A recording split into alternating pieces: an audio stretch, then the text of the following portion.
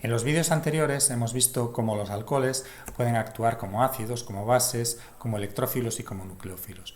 Y aunque no son particularmente buenos en ninguno de estos papeles, sí que podemos controlar las condiciones de reacción para obtener la reactividad deseada.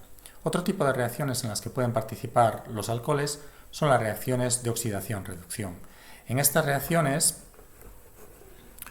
un agente reductor es oxidado por un agente oxidante para dar lugar a una especie en la que se han perdido electrones. Los electrones pasan, por lo tanto, del agente reductor al oxidante. En el caso de los alcoholes, el alcohol puede actuar como reductor, por lo tanto, siendo oxidado normalmente a un compuesto carbonílico. Para ello pueden utilizarse muy diferentes agentes oxidantes, algunos de ellos veremos a continuación. Antes de ello, debemos recordar que los compuestos orgánicos pueden existir en distintos estados de oxidación. Por ejemplo, como se ve en esta tabla.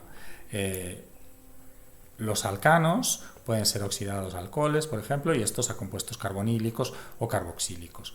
Normalmente, una oxidación va acompañada con una ganancia de oxígeno, como en esta transformación de un alcano en un alcohol, o por una pérdida de hidrógeno, de H2, como en la transformación de este alcohol en un compuesto carbonílico. Así pues, dependiendo del número de hidrógenos que tenga un átomo de carbono unidos, puede sufrir más o menos etapas de oxidación. Por ejemplo, los alcoholes primarios, debemos distinguir entre alcoholes primarios, secundarios y terciarios. En el caso de los alcoholes primarios, que tienen unidos dos hidrógenos al carbono que contiene el hidroxilo, pueden sufrirse dos etapas de oxidación. En la primera de ellas se transforman en aldehídos y una segunda etapa en la que el aldehído se transforma en un ácido carboxílico.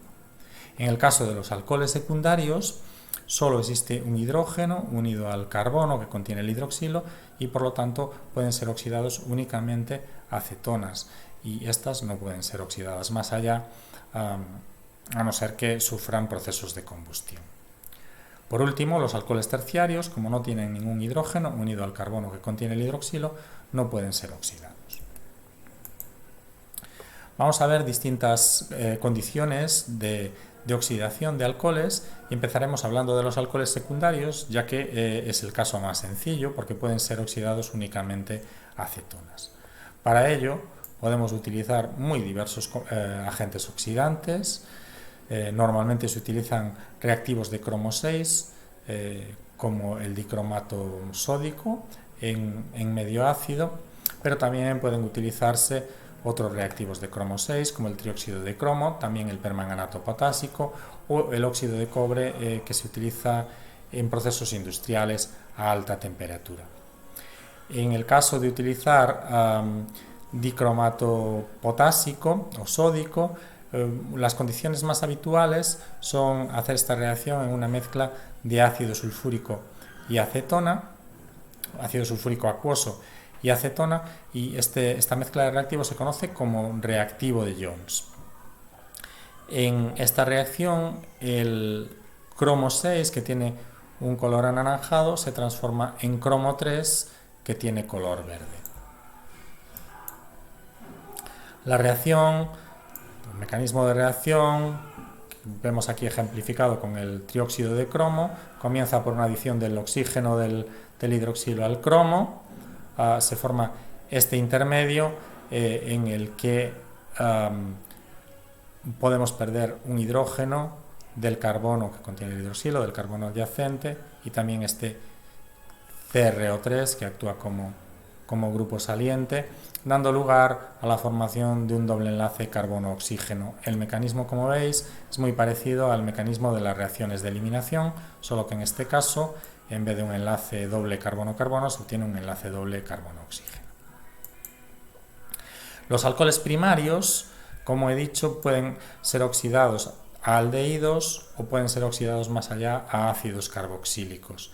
Generalmente es difícil parar la reacción en el estado aldehído, por lo que en la mayoría de las condiciones de oxidación los alcoholes se oxidan directamente a ácidos carboxílicos. Por ejemplo, si utilizamos reactivo de Jones, obtendremos directamente y en buen rendimiento un ácido carboxílico. Si queremos parar la reacción en el aldehído, debemos utilizar reactivos más selectivos, como son el clorocromato de piridinio, el periodinano de Dess-Martin o el reactivo de Swern, de los que hablaremos a continuación.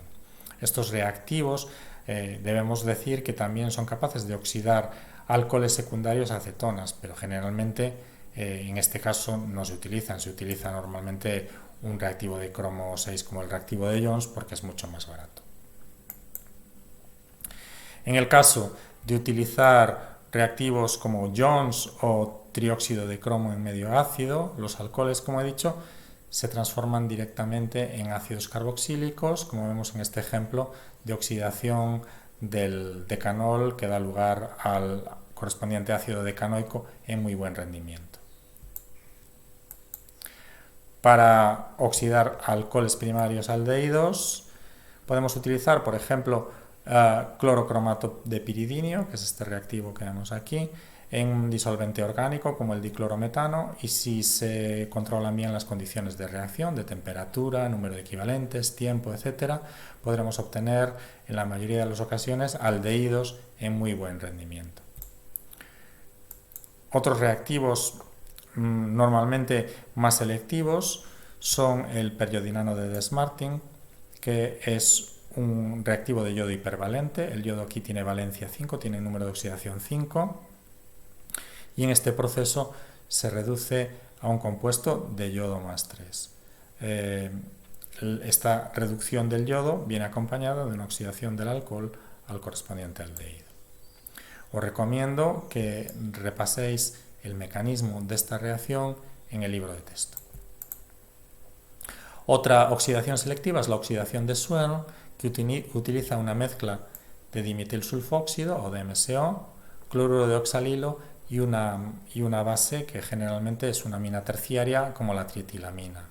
La reacción transcurre en varias etapas. En la primera de ellas el DMSO es activado por el cloruro de oxalilo para dar lugar a este intermedio que sufre un ataque de un cloruro con pérdida de dióxido de carbono, monóxido de carbono y cloruro, de manera que se obtiene una sal de clorosulfonio. Esta etapa de la reacción debe realizarse a temperatura muy baja, generalmente a menos 78 grados centígrados, puesto que estos compuestos son inestables a temperatura ambiente. En la segunda etapa se adiciona el alcohol y este reacciona con la sal de clorosulfonio para dar este alcohol activado, y a continuación la base puede arrancar un protón de uno de los grupos metilo del dimetilsulfóxido.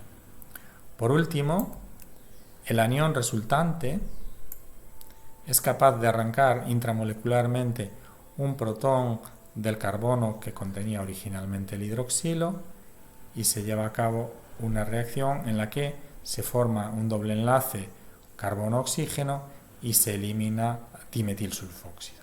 Por lo tanto, en esta reacción, sulfuro de dimetilo. En esta reacción el dimetilsulfóxido es reducido a sulfuro de dimetilo y el alcohol es oxidado a aldehído. Las oxidaciones de alcoholes tienen gran importancia en los seres vivos, y existen unas enzimas específicas que son capaces de oxidar alcoholes a aldehídos.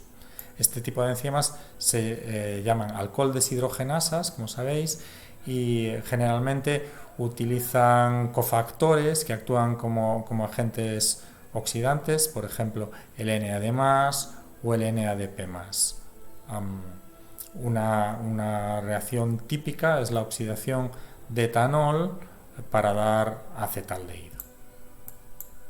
Y con esto terminamos la parte de reacciones de los alcoholes, y en el próximo vídeo os hablaré de reacciones de los éteres.